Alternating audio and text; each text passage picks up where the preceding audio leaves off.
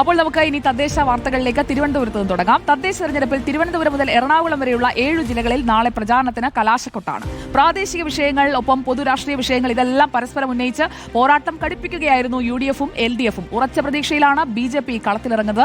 റഹീസ് റഷീദ് തിരുവനന്തപുരത്ത് നിന്ന് നമുക്കൊപ്പം. Good evening Rahees Rasheed.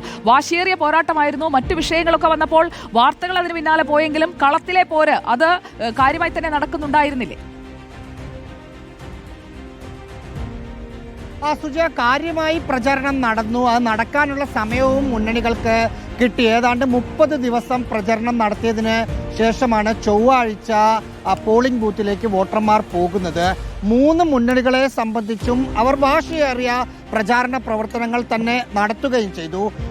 LDF സർക്കാർ ഭരിക്കുന്ന സർക്കാരിൻ്റെ ഭാഗമായ LDF-നെ സംബന്ധിച്ച് അവർ കൂടുതൽ വികസന പ്രവർത്തനങ്ങളിൽ ഊന്നിയുള്ള ഒരു പ്രചരണങ്ങൾക്കാണ് നേതൃത്വം നൽകിയത്. കാരണം തെരഞ്ഞെടുപ്പിന് തൊട്ടു മുമ്പ് ക്ഷേമ പെൻഷൻ അടക്കമുള്ള ആനുകൂല്യങ്ങൾ പ്രഖ്യാപിച്ചത് താഴെക്കിടയിൽ തദ്ദേശ സ്വയംഭരണ തെരഞ്ഞെടുപ്പിൽ വലിയ നേട്ടമാകും എന്ന് കരുതി എന്ന് മാത്രമല്ല, ശബരിമല വിഷയം വലിയ തോതിൽ ചർച്ചയാകാതിരിക്കാനുള്ള ഒരു മുൻകരുതൽ കൂടി അവർ എടുത്തു.